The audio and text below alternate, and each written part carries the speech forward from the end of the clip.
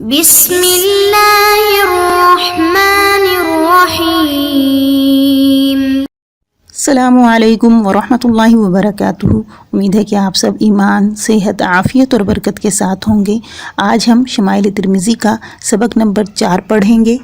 پچھلے سبق میں ہم نے باب ما جاء فی خلق رسول اللہ صلی اللہ علیہ وسلم کی 2 احادیث کو تفصیل کے ساتھ پڑھا۔ آج انشاءاللہ اگلی احادیث کو تفصیل کے ساتھ پڑھیں گے۔ تو تیسری حدیث کی پہلے عبارت کو دیکھ لیجئے۔ بسم اللہ الرحمن الرحیم۔ وبه قال حدثنا محمد بن بشار يعني العبدية قال حدثنا محمد بن جعفر قال حدثنا شعبة عن أبي إسحاق قال سمعت البراء بن عازب رضي الله عنه يقول كان رسول الله صلى الله عليه وسلم رجلا مربوعا بعيد ما بين المنكبين عظيم الجمة إلى شحمة أذنيه عليه حلة حمراء ما رأيت شيئا قط أحسن منه۔ مشکل الفاظ کے معنی دیکھیے۔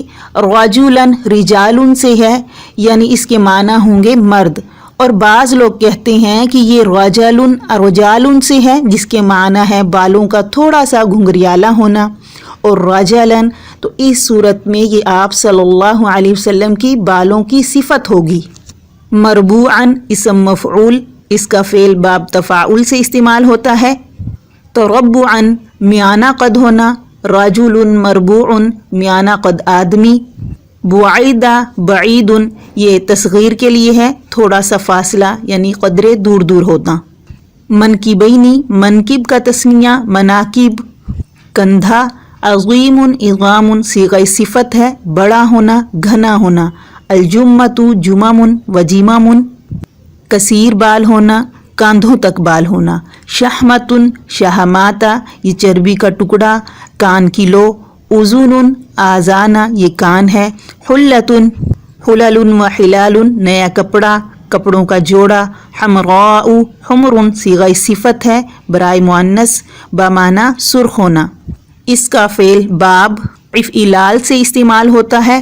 احمرار سرخ ہونا، قطو ظرف زمان یہ زمانہ گزشتہ کو مکمل طور پر محیط اور گھیرے ہوئے ہوتا ہے، اور ہمیشہ فعل منفی کے ساتھ آتا ہے، یعنی کہ قطو ہمیشہ ماضی کے لیے بولا جاتا ہے اور ابداً مستقبل کے لیے کہا جاتا ہے۔ ما فعلت ھذا قط یہ کام میں نے کبھی نہیں کیا، ما رأیت منک خیرا قط میں نے آپ سے کبھی کوئی بھلائی نہیں دیکھی۔ اب ترجمہ دیکھیے۔ حضرت براء بن عازب رضی اللہ تعالی عنہ فرماتے ہیں کہ نبی کریم صلی اللہ علیہ وسلم ایک درمیانہ قد کے مرد تھے۔ آپ کے دونوں کندھوں کے درمیان قدر اوروں سے زیادہ فاصلہ تھا، جس سے سینہ مبارک کا چوڑا ہونا بھی معلوم ہو گیا۔ گنجان بالوں والے تھے جو کان کی لو تک آتے تھے۔ آپ صلی اللہ علیہ وسلم پر ایک سرخ دھاری دار جوڑا یعنی لنگی اور چادر تھی۔ میں نے آپ صلی اللہ علیہ وسلم سے زیادہ حسین کبھی کوئی چیز نہیں دیکھی۔ اب تفصیل دیکھیے۔ اس حدیث میں رجلاً مربوعاً کا لفظ استعمال ہوا ہے۔ دیکھیے، رسول اللہ اسم کانا، رجلاً مربوعاً خبر ہے کانا کی مرکب توصیفی، رجلاً موصوف مربوعاً اس کی صفت ہوگی اور اسم مفعول کا صیغہ ہے۔ اسی طرح رجلاً مربوعاً جس کا ترجمہ جیم کے پیش کے ساتھ مرد کا کیا گیا ہے یہ صحیح ہو سکتا ہے۔ اس قسم کے الفاظ کلام عرب میں ربط کے لیے استعمال ہوتے ہیں، لیکن چونکہ اس میں کوئی خاص صفت ظاہر نہیں ہوتی، اس لیے بعض محدثین کی رائے یہ ہے کہ یہ لفظ جیم کے زیر کے ساتھ ہے، جس کے معنی سیدھے پن اور ٹیڑھے پن کے درمیان ہے۔ یہ بھی ہو سکتا ہے کہ اس صورت میں یہ صفت نبی کریم صلی اللہ علیہ وسلم کے مبارک بالوں کی ہوگی، جیسا کہ پچھلی احادیث میں ہم نے پڑھا کہ نبی کریم صلی اللہ علیہ وسلم کے بال مبارک کچھ تھوڑی سی پیچیدگی لیے ہوئے تھے۔ اسی طرح اس حدیث میں بعض علماء کرام نے سرخ کپڑے کا مرد کے لیے مطلقاً پہننا جائز قرار دیا ہے۔ حنفیہ کے نزدیک اس میں تفصیل ہے جو کپڑے کی تعیین کے بعد علماء کرام سے تحقیق کی جا سکتی ہے، عورتوں کے لیے ہر قسم کے رنگ کا کپڑا جائز ہے اور مردوں کے لیے کسم اور زعفران سے رنگا ہوا کپڑا بالاتفاق ممنوع ہے۔ ہاں البتہ سرخ رنگ میں کئی اقوال ہیں۔ نمبر 1 حرام، نمبر 2 مباح، نمبر 3 مستحب، نمبر 4 مکروہ تنزیہی، اور یہ آخری قول جو ہے یہ مفتہ بھی قول ہے، اور باقی سب رنگ جائز ہیں۔ یعنی کہ مردوں کے لیے کسم اور زعفران سے رنگا ہوا کپڑا تو بالکل ہی منع ہو گیا، اور سرخ رنگ کے بارے میں مختلف اقوال ہیں، لیکن سرخ رنگ کے علاوہ باقی جتنے رنگ جو ہیں وہ جائز ہیں۔ پھر علماء کرام فرماتے ہیں کہ صحابی نے اس حدیث میں کسی چیز کو آپ صلی اللہ علیہ وسلم سے حسین نہیں دیکھا، اس لیے کہا ہے کہ تاکہ انسان کے علاوہ چاند، سورج وغیرہ ہر چیز کو شامل ہو جائے، کیونکہ آپ صلی اللہ علیہ وسلم سے زیادہ دنیا میں کوئی چیز حسین نہیں ہے۔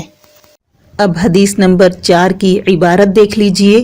وَبِهِ قَالَ حَدَّثَنَا مَحْمُودُ بْنُ غَيْلَانَ قال حدثنا وكيع قال حدثنا سفيان عن أبي إسحاق عن البراء بن عازب رضي الله عنه قال ما رأيت من ذي لمة في حلة حمراء أحسن من رسول الله صلى الله عليه وسلم له شعر يضرب منكبيه بعيد ما بين المنكبين لم يكن بالقصير ولا بالطويل۔ مشکل الفاظ کے معنی دیکھ لیجئے۔ لمتن لمامن و المامن وہ بال جو کانوں سے متجاوز ہوں، لما جمع کرنا اکٹھا کرنا، لمتن جمع شدہ بال اکٹھے بال، یضربو مارنا، لیکن یہاں جو ترجمہ کیا گیا ہے وہ مارنا کا نہیں کیا گیا بلکہ چھونا کا کیا گیا ہے۔ اب ترجمہ دیکھیے۔ حضرت برا رضی اللہ تعالی عنہ ہی سے یہ روایت ہے کہ میں نے کسی پنٹھوں والے کو سرخ جوڑے میں نبی کریم صلی اللہ علیہ وسلم سے زیادہ حسین نہیں دیکھا۔ نبی کریم صلی اللہ علیہ وسلم کے بال کندھوں تک آ رہے تھے۔ آپ صلی اللہ علیہ وسلم کے دونوں کندھوں کے درمیان کا حصہ ذرا زیادہ چوڑا تھا، اور آپ نہ زیادہ لمبے تھے اور نہ زیادہ پست قد۔ اب تشریح دیکھیے۔ نبی کریم صلی اللہ علیہ وسلم کے مبارک بالوں کے بارے میں 3 روایات ہیں۔ ایک جمہ یعنی کندھوں تک بال، اور دوسرا لمہ جو کانوں سے تھوڑے اوپر ہوں۔ وفرا لمہ اور جمہ کے درمیان کو کہتے ہیں۔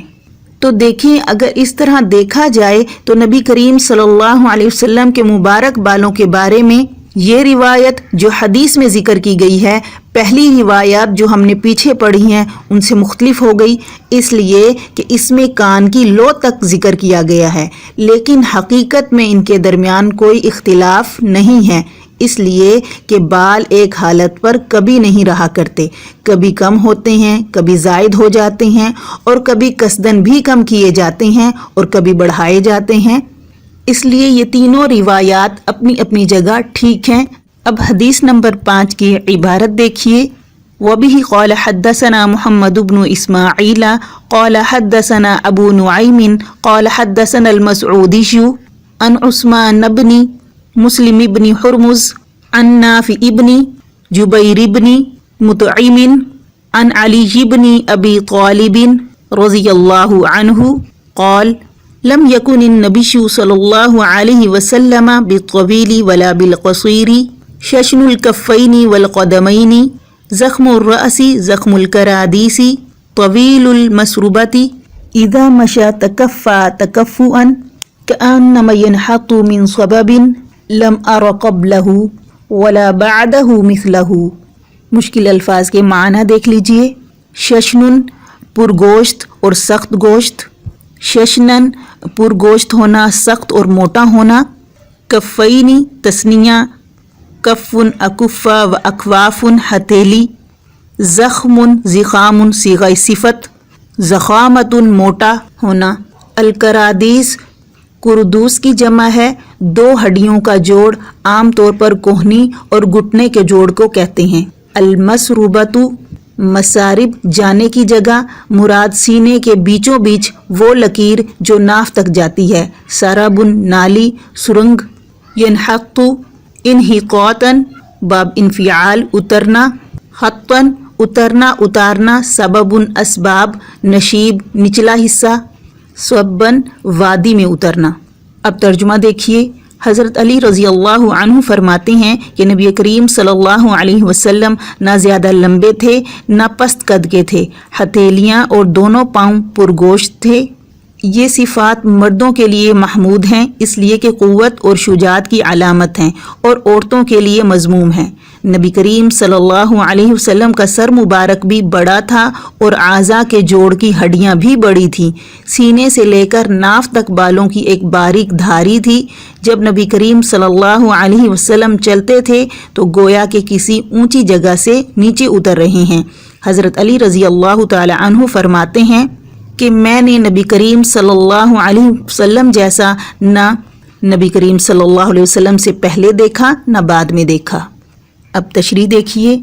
इस किस्म की इबारत जो होती है ना कि मैंने फ़लाँ जैसा कभी नहीं देखा, इससे मुबालगा मकसूद हुआ करता है कि इसके मिसल ना होने में है, लेकिन नबी करीम सल्लल्लाहु अलैहि वसल्लम के औसाफ में मुबालगा नहीं, इसलिए कि वहाँ कमाल जमाल ही ताबीर से बाहिर है।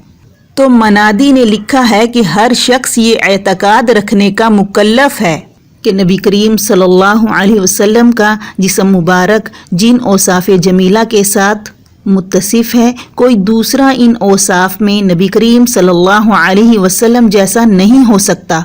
और ये महज एतकादी चीज़ नहीं है, अहादीस और तारीख़ की किताबें इससे भरी हुई हैं कि अल्लाह ताला ने कमाल बातनिया के साथ साथ जमाल ज़ाहिरी भी आला अता फरमाई थी आप सल्लल्लाहु अलैहि वसल्लम को। यहाँ पर हज़रत आयशा रज़ी अल्लाह ताला अन्हा से 2 शेर नकल किए गए हैं, जिसका मतलब ये है कि ज़ुलैखा की सहेलियाँ अगर नबी करीम सल्लल्लाहु अलैहि वसल्लम के चेहरे अनवर को देख लेती तो हाथों की बजाय दिलों को काट देती। बिल्कुल सच फरमाया, क्योंकि सहाबा कराम मर्द और औरत नबी करीम सल्लल्लाहु अलैहि वसल्लम के इश्क में जिस कदर गर्क थे इसका कुछ शाइबा नहीं। आप सल्लल्लाहु अलैहि वसल्लम इस कदर हसीन थे कि नूरे मुजस्सम की तस्वीर कशी काबू से बाहर है। अब सबक का खुलासा देख लीजिए। आज के सबक में हमने लफ्ज़ रजुलन मरबूअन के बारे में तफसील के साथ पढ़ा और सुर्ख कपड़े के बारे में उलमाए किराम का इख्तिलाफ जो था उसको तफसील के साथ पढ़ा। आप सल्लल्लाहु अलैहि वसल्लम के बाल मुबारक के बारे में जो रिवायात थी और जो इश्काल था उसको तफसील के साथ पढ़ा, और फिर आखिर में हमने आप सल्लल्लाहु अलैहि वसल्लम के औसाफ के बारे में पढ़ा। तो आज का सबक यहाँ मुकम्मल हुआ। इंशाअल्लाह अगले सबक के साथ फिर हाजिर होंगे। वस्सलाम व रहमतुल्लाहि व बरकातुहू।